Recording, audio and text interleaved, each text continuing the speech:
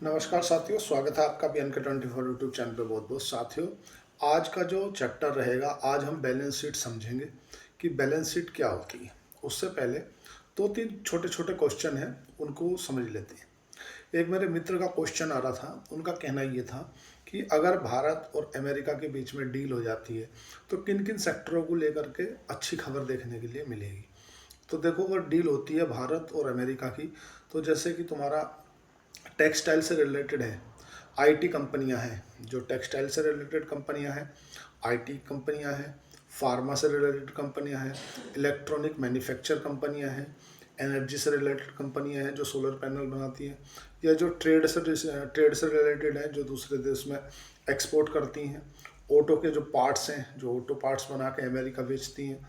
ऐसी कंपनी है जैसे स्पोसोना, बीएलडब्ल्यू, किसी कंपनी का पर्टिकुलर नाम नहीं ले रहा, वर्धमान टेक्सटाइल, या जो टेक्सटाइल से रिलेटेड कंपनी मान लो, या एक्सपोर्ट करती हैं जो दूसरे देशों को। फार्मास्यूटिकल है, और जो आईटी कंपनियां हैं, ऐसी जो कंपनियां हैं, उन कंपनियों में अगर भारत अमेरिका की डील होती है तो आपको प्रॉफिट देखने के लिए मिलेगा। इन कंपनियों के लिए ही अच्छी खबर रहेगी।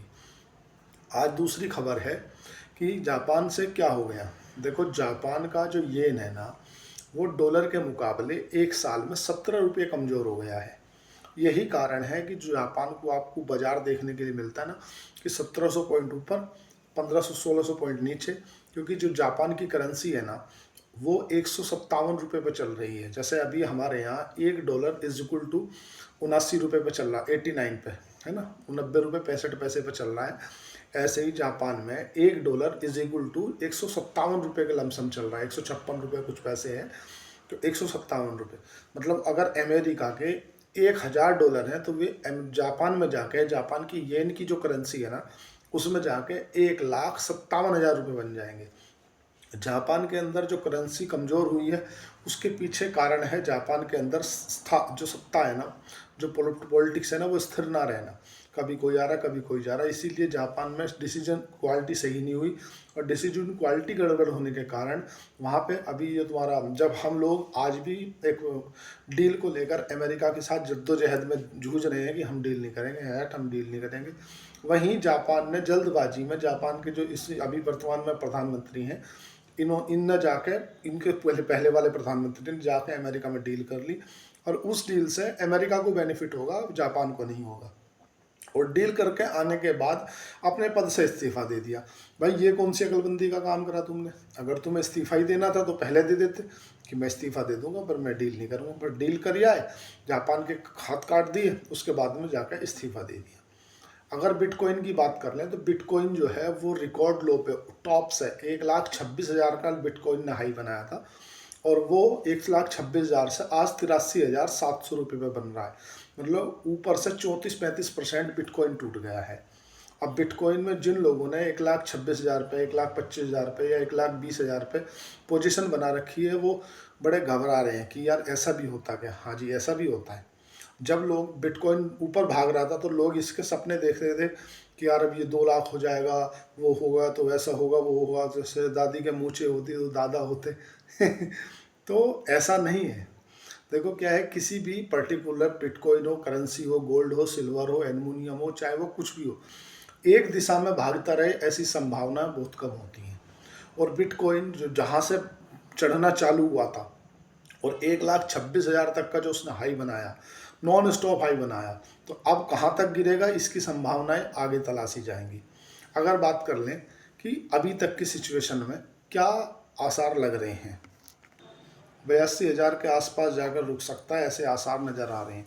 अगर बात समझे कि बैलेंस शीट होती क्या है, बैलेंस शीट को समझने से पहले पहले ये समझो कि बैलेंस शीट बेसिकली है क्या।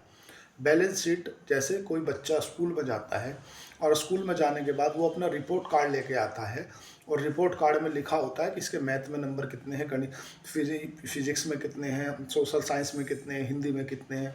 तो बैलेंस शीट बेसिकली क्या है कि उसको नापने का, उसका बच्चे का जो रिजल्ट होता है, इसी तरह से कंपनियों को देखने का कि इस कंपनी के अंदर क्या चल रहा है, क्या माल है और क्या गया है, क्या इन्वेंट्री है, उनकी एक तरह से नस है वो बैलेंस शीट। जो व्यक्ति बैलेंस शीट पढ़ना जानते हैं वो समझ लो एक तरह से शेयर मार्केट के डॉक्टर ही मान लो उनको तुम, क्योंकि अल्टीमेटली बैलेंस शीट कुछ भी नहीं है, कंपनी का नस है, ये मान लो। आप समझो कि बैलेंस शीट कैसे कैसे और कब कब रिलीज होती है। देखो बैलेंस शीट क्या है, 2 बार रिलीज होती है साल में। एक तो होती है H1 में रिलीज, मतलब जो अप्रैल मई जून जुलाई अगस्त सितंबर, तो ये 6 महीनों की जो H1 में रिलीज होगी। और एक होगी H2 में रिलीज। H2 मतलब तुम्हारा अक्टूबर नवंबर दिसंबर जनवरी फरवरी मार्च, तो ये 2 बार बैलेंस शीट रिलीज होगी। एक तो होगी H1 की रिलीज और एक होगी H2 की रिलीज। तो दोनों के दोनों में आपको ये ध्यान रखना होता है कि जो H1, हमेशा जब भी आप कोई कंपनी को देखें तो उसमें ये नज़र रखें कि भाई हमें जब भी कोई रिजल्ट पढ़ना है तो उसके प्रीवियस क्वार्टर से पढ़ना है। अगर अभी सितंबर चल रहा है तो हमें पिछले साल के सितंबर क्वार्टर से ही उसको देखना है। ऐसा नहीं कि आपने आज की सेल आप जून के क्वार्टर से देख रहे हो, क्योंकि कुछ कंपनियां होती हैं कि जिनका बेनिफिट में होता है फ़र्क, मतलब ऊपर नीचे हो जाती है। अगर देखो कि बैलेंस शीट 2 तरह की होती हैं। कैसी होती है, एक तो होती है स्टैंड अलोन और एक होती है तुम्हारी कंसोलिडेटिव। जो कंसोलिडेटिव होती है ना उसको देखना होता है। अब जो स्टैंड अलोन होती है वो क्या होता है, देखो स्टैंड अलोन का मतलब ये होता है कि केवल एक ही कंपनी की बैलेंस शीट। और जो कंसोलिडेटिव बैलेंस शीट होती है उसमें अगर सपोज करो एक आपकी कोई बड़ी कंपनी है, उसने अपने कंपनी की 2-3 सब्सिडरी कंपनी बना रखी है, और जो वे सब्सिडरी कंपनी है ना, वे जो बिजनेस कर रही है ना, वो जो बिजनेस ला के दे रही है ना, वो आएगा तुम्हारा कंसोलिडेटिव पे। कंसोलिडेटिव पे आएगा, स्टैंडअलोन पे नहीं आएगा। स्टैंडअलोन का मतलब है कि जिस बिजनेस को आप पढ़ रहे हो उसी बिजनेस की बैलेंस शीट, तो ये कहलाएगी आपकी स्टैंडअलोन बैलेंस शीट। और जब आप कंसोलिडेशन बैलेंस शीट देखोगे ना तो उसमें आपको उसकी जो सब्सिडरी है या उसकी जो पेरेंट कंपनी है या उसके अंतर्गत आने वाली जो कंपनी है सभी का देखने के लिए आपको मिलेगा। बेसिकली छींक आ गई थी इसलिए। तो साथियों बैलेंस शीट समझ लेते हैं। अगर मान लो मैं किसी व्यक्ति का नाम नहीं ले रहा, चलो मेरा दोस्त है एक दीपक, कोई दीपक या बसंत का नाम ले लेते हैं, बसंत जी हैं।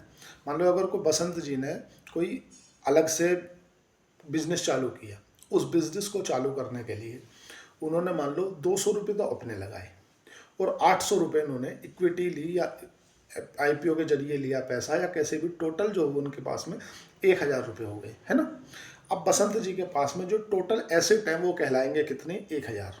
ठीक है, क्योंकि मैंने ऐसा पाया, बात कर रहा था तो सामने वाले को थोड़ा सा कंफ्यूजिंग क्रिएट हुआ, तो मैं इसलिए चाहता हूँ कि वो बिल्कुल क्लियर समझ पाए। मान लो किसी पैसे कंपनी को चालू करा और चालू करा उसने 1000 रुपये लगाए, 200 उनके खुद के थे, 800 रुपये उन्होंने इक्विटी ली या तो उन्होंने सोर्स ऑफ फंड लिया। चाहे सोर्स ऑफ फंड इक्विटी के माध्यम से हो सकता है, आईपीओ वगैरह, और सोर्स ऑफ फंड लोन के माध्यम से हो सकता है। तो टोटल उनके पास में जो लाइबिलिटी है वो 800 रुपया की है और जो उनका पैसा है वो 200 रुपया है। तो टोटल एसेट कितने हुए, 1000। अब 1000 माइनस 800 लाइबिलिटी है जो उन्होंने ले रखी है, तो टोटल शेयर होल्डर इक्विटी कितनी बची, 200 रुपया। मतलब जो बसंत जी ने उसमें पैसा लगा रखा कंपनी में। अब समझो कि 1000 इज इक्वल टू 10 शेयर है उसके, है ना, उसने 10 हिस्से कर दिए, तो एक की फेस वैल्यू कितने की आ गई, 10 की। जो आप बार बार फेस वैल्यू समझते हैं तो फेस वैल्यू आ गई 10 की। अब अब एसेट वाइज उनके क्या देखोगे आप, मान लो बसंत जी ने कोई चालू किया समोसे की दुकान, तो उन्होंने क्या किया, 250 रुपये के तो रॉ मटेरियल ले आए, जिसमें तुम्हारा मैदा हो गया, आलू हो गया, है ना, और 250 रुपये के उन्होंने कंची बर्तन कढ़ाई इस टाइप का जो आइटम था वो ले आए। तो अब 500 रुपये जो थे वो उनके रिजर्व में पड़े हैं। तो अब उनकी जो बैलेंस शीट आपको एसेट की तरफ दिखेगी, वो दिखेगी क्या कि 250 रुपये उनके पास इन्वेंट्री पड़ी है, इन्वेंट्री में रॉ मटेरियल पड़ा है, ठीक है। 250 रुपये उनके पास में प्लांट इक्विपमेंट और मशीनरी पड़ी है, मतलब कंचा बर्तन जो उनके सामान बनाने की, 500 होगी, 500 उनके पास में रिजर्व में पड़े हैं। तो ये तो होगी एक सिंपल एसेट की तरफ बैलेंस शीट। दूसरी तरफ आ जाओ लाइबिलिटी। तो लाइबिलिटी में क्या है, मान लो उन्होंने 500 रुपया आईपीओ को रेज किया, मतलब सोर्स ऑफ फंड किया, तो 500 के हो गए। 800 300 उनने मान लो किसी से लोन उठा रखा, तो 300 वो हो गए। तो अभी आपको जो बिल्कुल प्लेन बैलेंस शीट दिखेगी वो ऐसी दिखेगी कि भाई 1000 रुपये इसके पास में एसेट में है बसंत जी के पास, 800 रुपये की लाइबिलिटी है, मतलब जो उनका खुद का पैसा लगा हुआ है वो है 200 रुपया। ऐसा समझो, asset minus liability is equal to share holder equity. Asset minus liability बराबर share holder equity. Share holder मतलब वो कंपनी वाला मालिक जिसने उसमें पैसा लगा रखा है। जितने टोटल एसेट हैं उसमें से उस लायबिलिटी घटा देंगे जितनी देनी है, जो बचा हुआ शेष पैसा है वो उसका है। अब और एक एग्जाम्पल, मान लो बसंत जी ने आलू टिक्की टिक्की का दुकान चालू करी।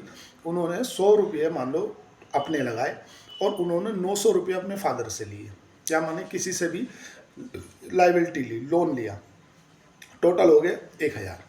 अब 1000 रुपये लगा के उन्होंने सपोज करो 500 रुपये का रॉ मटेरियल ले आए, 250 की कड़छी, 250 का बर्तन और 500 उन्होंने रिजर्व रख लिए, टोटल हो गए 1000। अब उन्होंने दुकान लगाई, उस दुकान में मान लो उनके 1000 रुपये की सेल हुई, 1000 रुपये की उनके जो भी टिक्की बिकी, जिसमें से 800 रुपये उनके कैश इन हैंड आए और 200 रुपये उनके क्रेडिट में चले गए, मतलब 200 रुपये उनको उधारी में चले गए। तो अब होगा क्या कि जब वो सेल दिखाएंगे तो सेल उन्हें टोटल 1000 की दिखानी पड़ेगी। सेल कितनी हुई? टोटल 1000 माइनस कितने? माइनस कुछ नहीं है, टोटल ही 1000 रहेंगे। 200 रुपये कहाँ जाएंगे?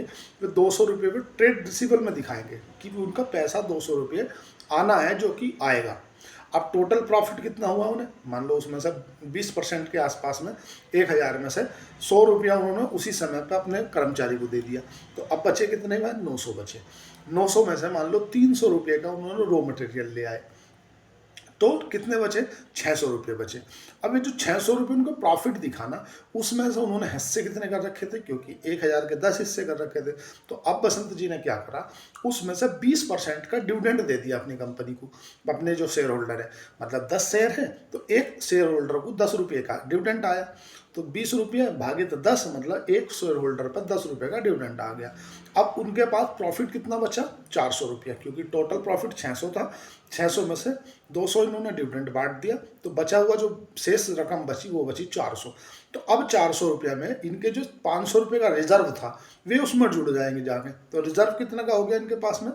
900 रुपये का। तो अब इनकी जो कंपनी में आपको दिखेगा ना टोटल, तो टोटल कैसे दिखेगा कि भाई 500 रुपये की इनके पास में रॉ मटेरियल पड़ा है, कंची बर्तन पड़े हैं जो इनकी प्लांट एंड मशीनरी है, और 500 रुपये अब जो 500 रिजर्व था अब वो बढ़ के कितना हो गया? 900 रुपये का रिजर्व हो गया।